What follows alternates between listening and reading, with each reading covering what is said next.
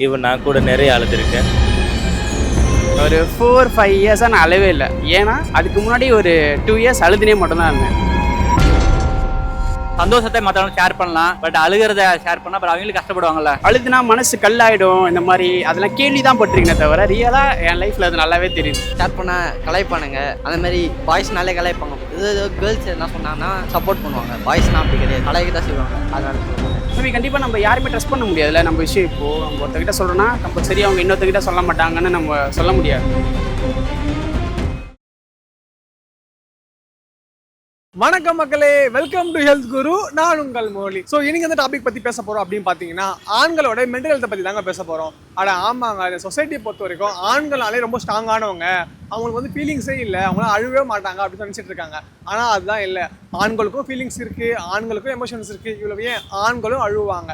So இது மாதிரி பார்த்தீங்கன்னா ஆண்கள் அவங்களோட மென்டல் ஹெல்த்தை எப்படி பார்த்துக்கிறாங்க, அவங்களுக்கு இருக்கக்கூடிய பிரச்சனைகளை யார்கிட்ட ஷேர் பண்ணுறாங்க, நீங்கள் இதை பற்றி தான் ஆண்கள் கிட்ட கொஸ்டினாக கேட்க போகிறோம். வாங்க பேசலாம். இந்த சொசைட்டி என்ன சொல்ல வருதுன்னா ஆண்கள்லாம் வந்து பார்த்தீங்கன்னா ரொம்ப வந்து ஸ்ட்ராங்கானவங்க, அவங்களாம் அழுவே கூடாது, ஃபீலிங்ஸ்லாம் இல்லை அப்படின்னு சொல்கிறாங்க இல்லையா. ஸோ உங்களுக்கும் அதிக கஷ்டங்கள்லாம் இருக்கும். இப்போ உங்களுக்கு வர கஷ்டங்களை நீங்கள் யார்கிட்ட ஷேர் பண்ணுவீங்க? ஃப்ரெண்ட்ஸ், மெயினாக ஃபேமிலி கிட்ட அவ்வளோவா அவாய்ட் பண்ணுறோம். ஃப்ரெண்ட்ஸ் கிட்ட தான் மெயினாக. ஏன் ஃபேமிலி கிட்ட அவாய்ட் பண்ணுவீங்க? ஏன்னா எல்லார் வீட்லேயும் ஒரே மாதிரியே இருக்க மாட்டாங்க, நிறைய டிஃப்ரெண்ட் டைப்ஸில் ரியாக்ட் பண்ணுவாங்க. அந்த மாதிரி அவங்களுக்கு எது கஷ்டத்தை கொடுத்துருன்னு சொல்லிட்டு ஃப்ரெண்ட்ஸ் கிட்டே இருக்கும். மேக்ஸிமம் எல்லாமே ஷேர் பண்ணுறோம். லைஃப்பில் என்னென்ன நடக்குதோ எல்லாத்தையும் ஷேர் பண்ணுவோம். நீங்கள் என்னைக்காவது ஐயோ நம்ம ஃப்ரெண்ட்கிட்ட சொன்னால் நம்ம ஜட்ஜ் பண்ணுறோம்னு நினச்சிருக்கீங்களா? இல்லை, அந்த மாதிரி ஃப்ரெண்ட்ஸ் யாருமே என்கிட்ட இல்லை. எல்லாருமே நல்லவங்க, ஜட்ஜ்லாம் பண்ண மாட்டாங்க. ஷேர் பண்ணுறதுன்னு சொன்னால் கல்யாணமானவங்க கண்டிப்பாக ஒய்ஃப் கிட்ட ஷேர் பண்ணுவாங்க. கல்யாணம் ஆகாதவங்க அவங்களோட ஃப்ரெண்ட்ஸ் கூட. சில பேர் தனிமையை விரும்புவாங்க, ஏன்னா தனிமையாக இருக்கைக்குள்ள தான் நிறைய விஷயங்களை யோசிக்க முடியும். ஸோ அதனால் நிறைய பேர் தனியாக இருந்து அவங்க அழுவாங்க, அழமாட்டாங்கன்னு இல்லை. ஈவன் நான் கூட நிறைய அழுதுருக்கேன். ஸோ இப்போ நான் கல்யாணம் கட்டினதால என்னோடய ப்ராப்ளம்ஸ் எல்லாம் ஒய்ஃப் கூட ஷேர் பண்ணுறது. ஸோ அவங்களோட டிஸ்கஸ் பண்ணி அதுக்கேற்ற மாதிரி லைஃப் இப்போ போய்கிட்டு இருக்குது. ஸோ அதனால் கண்டிப்பாக ஷேர் பண்ணுவாங்க கல்யாணமானவங்க ஒய்ஃப் கிட்ட. சில நேரம் அண்டர்ஸ்டாண்டிங் கப்புள்ஸ் இல்லைன்னு சொன்னால் கல்யாணம் ஆனதுக்கு பிறகும் ஃப்ரெண்ட்ஸ் கிட்ட தான் ஷேர் பண்ணுவாங்க.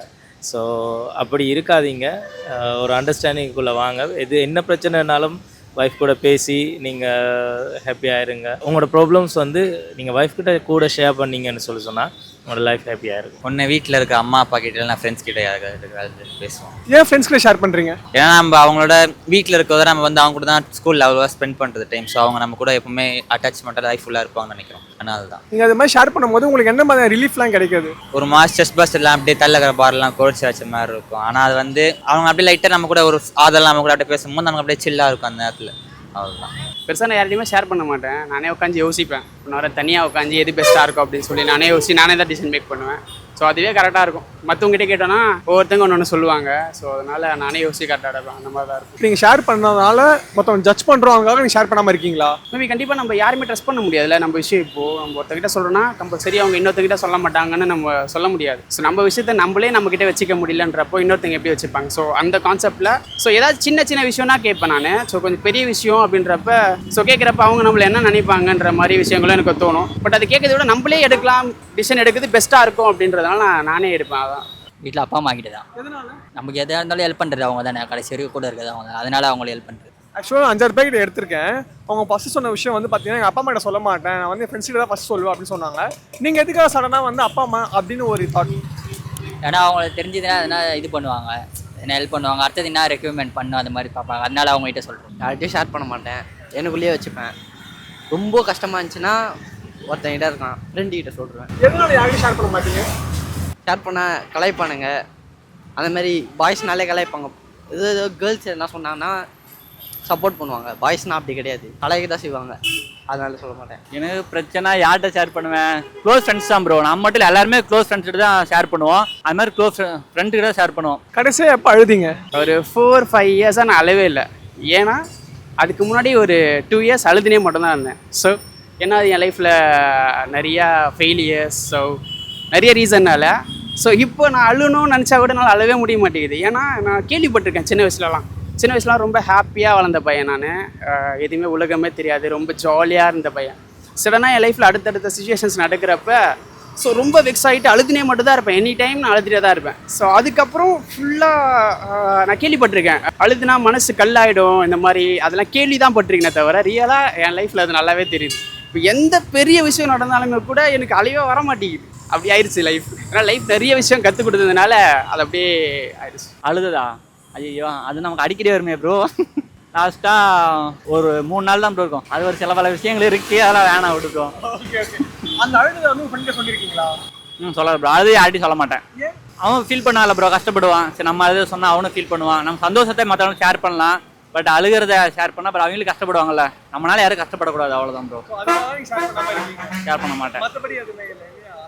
கண்ணாடி பார்த்து கூட அழ மாட்டேன். ஏன்னா அதை பார்த்து நான் மறுபடியும் ஃபீல் பண்ணுவேன். கடைசியா ஞாபகம் இல்லை. எப்போ அழுதிங்க ஞாபகம் இல்லை. சம்திங் அழுதிங்க ஞாபகம் இருக்கா? அது இதில் சொல்ல முடியாது. வைஃப் பார்த்துட்டே இருக்கா, ஒரு செம்ம அடி விழும். அழுத மாட்டேன் அவ்வளோவா, அழுவலாம் மாட்டேன்.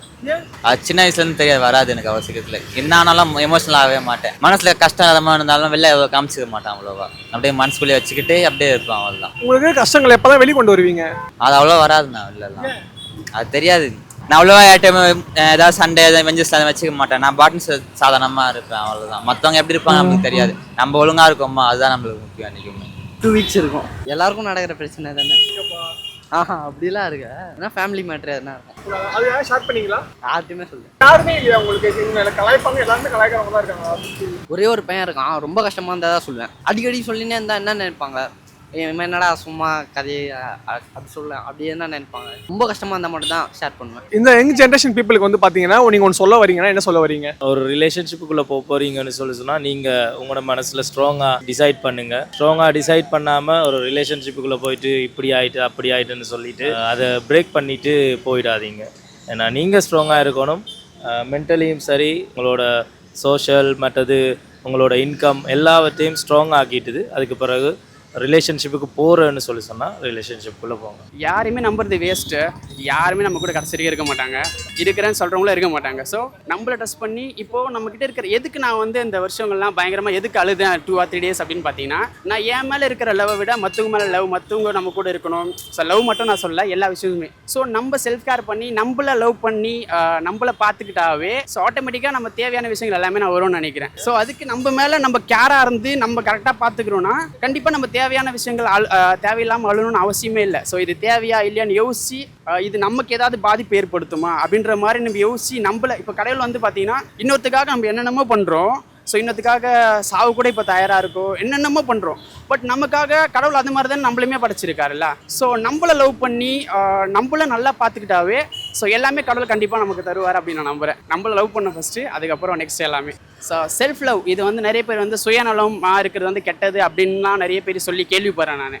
ஸோ அப்படி இல்லை, எல்லாருமே நேசிக்கணும். அதுதான் நம்மளை கேர் பண்ணாமல் மற்றவங்களை அதிகமாக கேர் பண்ண ஆரம்பிக்கிறோம். ஸோ அப்படி இல்லாமல் முதல் நம்மளை பார்க்கணும். கடவுள் வந்து எல்லாரையும் படைச்சிருக்க மாதிரி தான் நம்மளை படைச்சிருக்காரு. கண்ணு மூக்கு இதெல்லாம் இல்லாமல் எவ்வளோ பேர் வந்து கஷ்டப்படுறாங்க. ஸோ நம்மளை நல்லா பார்த்துக்கிட்டு நம்மளை நீங்கள் நல்லா லவ் பண்ணுங்கள். நம்மக்கிட்ட இருக்கிற இந்த டைமை இந்த மூமெண்ட்டை நல்லா என்ஜாய் பண்ணிடுங்க. ஸோ ஆட்டோமேட்டிக்காக நீங்கள் நினைக்கிறது நீங்கள் தேடுறது எல்லாமே உங்களுக்கு தேடி வரும். நீங்கள் பார்த்தது போல தான் மக்களே, நிறைய ஆண்களுக்கு பார்த்தீங்கன்னா இங்கே ஸ்ட்ரெஸ் இருக்குது, எமோஷன்ஸ் இருக்குது. இவ்வளோ ஏன் ஆண்களும் அழுவாங்க. ஸோ உங்கள் வீட்டில் இருக்க அண்ணனோ அப்பாவோ தம்பியோ இவ்வளோ ஏன் கொலீகோ அவங்ககிட்ட போயிட்டு நீங்கள் ஓகேவா இருக்கியா அப்படின்னு கேளுங்க. அவங்க ஓகேவா இருந்தால் எதுவுமே சொல்ல மாட்டாங்க. சப்போஸ் ஓகேவா இல்லையா அவங்க எல்லாமே ஷேர் பண்ணுவாங்க. இங்கே நிறைய பேருக்கு பார்த்தீங்கன்னா ஷேர் பண்ணால் யாருமே இல்லை. ஸோ நீங்களும் காது கொடுத்து கேளுங்க. ஏன்னா இந்த உலகத்திலே பார்த்தீங்கன்னா பெண்களை விட ஆண்கள்லாம் அதிகமாக சூசைட் பண்ணிக்கிறாங்க அப்படின்னு சொல்கிறாங்க. ஸோ உங்களுக்கு வந்து யார்கிட்ட ஷேர் பண்ண முடியல, ஒரு மாதிரியாகவே இருக்குது அப்படின்னு நினச்சிங்களா, ஸ்கிரீனில் ஒரு நம்பர் தெரியாது, நம்பருக்கு கால் பண்ணி பேசுங்க. அவங்க உங்களுக்கு ஃப்ரீயாகவே கவுன்சிலிங் கொடுப்பாங்க. ஸோ இந்த வீடியோ உங்களுக்கு யூஸ்ஃபுல்லாக இருந்தால் உங்கள் ஃப்ரெண்ட்ஸுக்கு ஷேர் பண்ணுங்கள். இதேமாதிரி இன்ஃபர்மேஷன் நீங்கள் தெரிஞ்சுக்க ஹெல்த் குருவை ஃபாலோ பண்ணிவிடுங்க.